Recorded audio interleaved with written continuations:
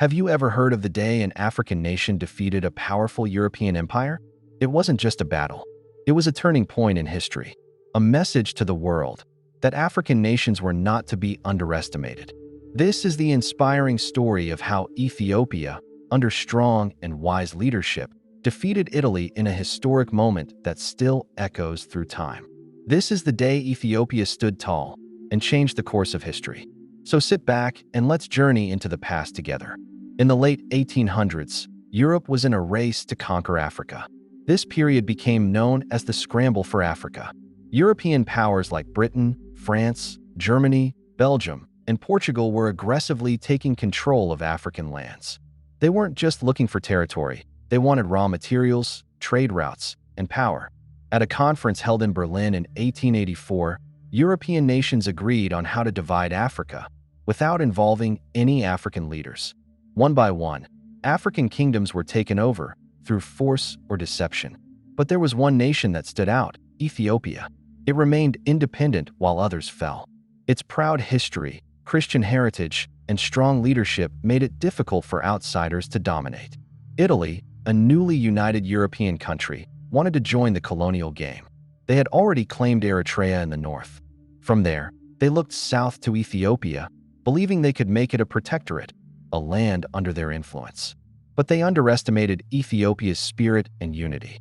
Italy thought Ethiopia would be easy to control, but they were about to be proven wrong. In 1889, a treaty was signed between Ethiopia's Emperor Menelik II and representatives of Italy. This agreement, known as the Treaty of Wuchel, was meant to establish friendly relations and cooperation. But the treaty was written in two different languages, Amharic and Italian, and the two versions did not say the same thing. In the Amharic version, Ethiopia agreed to work with Italy on foreign affairs, but retained full independence. In the Italian version, however, it claimed Ethiopia had agreed to become a protectorate of Italy, meaning Italy would control its foreign policy. Menelik II, who deeply valued Ethiopia's freedom, was shocked when he discovered the difference. He immediately rejected the Italian version, stating clearly that Ethiopia would not submit to foreign rule. Italy, however, insisted their version was valid and began to act as though Ethiopia was under their authority. Tensions rose quickly. Menelik refused to be bullied. His position was firm. Ethiopia would remain sovereign. Italy, unwilling to back down, started preparing for a military confrontation, believing they could force Ethiopia into submission. But they had misunderstood the strength of the Ethiopian spirit. While Italy prepared its military, Emperor Menelik II was already several steps ahead. He knew war was coming, and he had been preparing Ethiopia for years. Menelik was not just a king, he was a unifier and a strategist.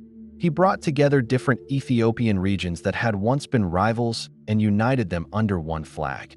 He traveled across his empire, building support and loyalty. He purchased modern weapons from European powers like Russia and France, including rifles and artillery, and trained his army to use them effectively. Menelik's secret weapon was his ability to bring people together. He wasn't alone in this effort. His wife, Empress Taytu, was also a fierce leader. She organized troops, offered strategic advice, and rallied the support of nobles and common people alike. Ethiopia's army grew stronger and more confident. By the time the Italian invasion began, Menelik had gathered more than 100,000 well-armed and determined soldiers, ready to fight for their land, their faith, and their freedom. Italy's 17,000 troops, many unfamiliar with the harsh terrain and climate, were marching into a country that was not only ready, but deeply united. And then, the moment of truth arrived. The decisive moment came on March 1st, 1896, in the rugged mountains near the town of Adwa in northern Ethiopia. The Italian army, led by General Orest Baratieri, was hoping for a swift and easy victory. They believed that Ethiopian forces would be poorly trained and disorganized. But General Baratieri miscalculated.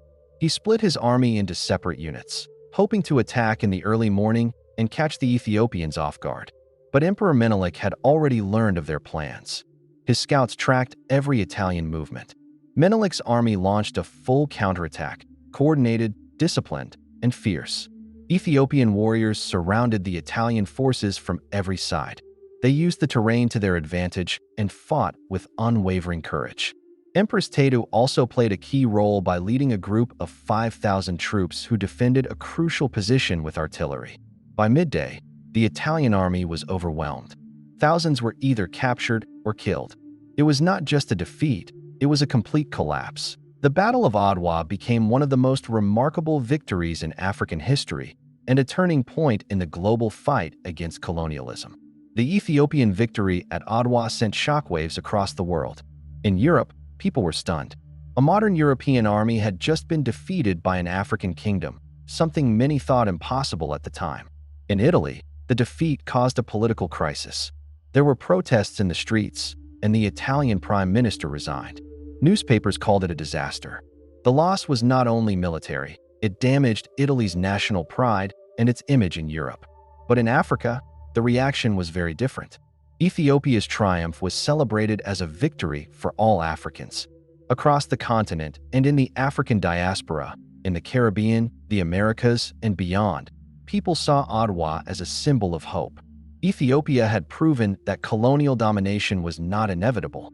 Resistance was possible. For African Americans and Pan-African leaders, Ethiopia became a spiritual and cultural symbol. They saw it as proof that Africa could rise again. The victory gave strength to future independence movements. It wasn't just Ethiopia that stood tall at Adwa. It was the dignity of an entire continent. But why did this victory matter so much, you may ask? The Battle of Adwa was more than just a military success. It was a triumph of leadership, unity, and national pride. It protected Ethiopia's independence at a time when nearly every other African nation had fallen under colonial rule.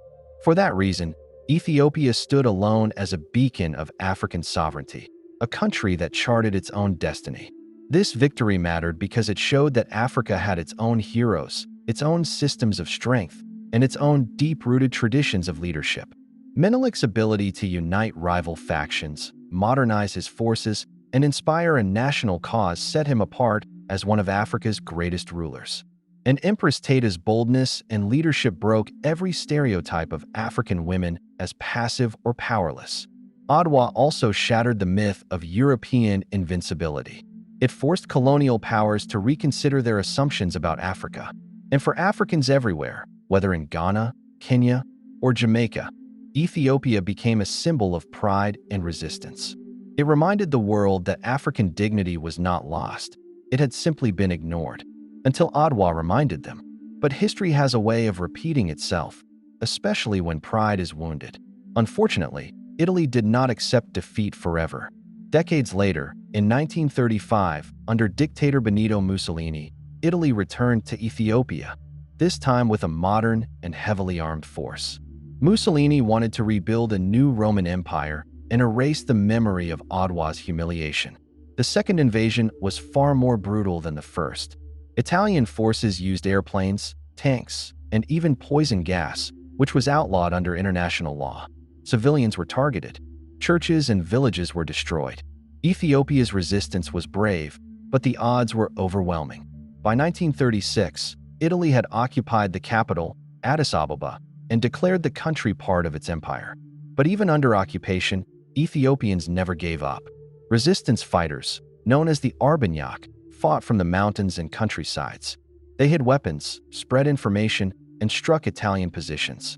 In 1941, during World War II, Emperor Haile Selassie returned with British support, and Ethiopia was finally liberated. Despite this dark period, Ethiopia's spirit remained unbroken. It was still the only African nation to regain its independence on its own terms, and it once again stood tall in the face of empire. More than a century later, its message still speaks to us. The legacy of Adwa is still alive today. It teaches us that unity, preparation, and belief in one's identity can overcome even the greatest challenges. At Adwa, Ethiopia did not just defend its borders, it defended the idea that Africans have the right to lead themselves. The story also reminds us that history is not one-sided. Africa was not simply shaped by colonialism. It shaped its own destiny through leaders like Menelik, Empress Taytu, and the people who fought beside them. Adwa remains one of the few times in history where an African army defeated a European colonial power in a full-scale war. That alone makes it remarkable. In modern times, Adwa continues to inspire. From African independence movements in the mid-1900s to cultural pride in the diaspora, Ethiopia's stand reminds us that resistance is not just possible, it can succeed. As we reflect on this victory, we must also honor its meaning, that dignity, unity, and self-respect are powerful tools in the hands of any people. And the people of Ethiopia used them brilliantly at Adwa. As we come to the end of this remarkable journey through history, one truth stands tall. The day Ethiopia defeated Italy was not just a military event. It was a powerful moment of African pride and world recognition. It was the day Ethiopia stood tall and said, "We will not be ruled. We are free." This story deserves to be told, remembered, and honored, not just by Ethiopians, but by all who believe in justice, dignity, and freedom. Because history isn't just about dates, it's about identity. It's about who we are and how far we've come. And the victory at Adwa will always remind us of that. Did you know this story before? Why do you think this moment is so rarely taught around the world? Let us know your thoughts in the comments below. If you want to hear more powerful stories from Africa and beyond, make sure to like, subscribe, and share this video. History lives through the stories we choose to remember, and this is one worth sharing. Thank you for watching.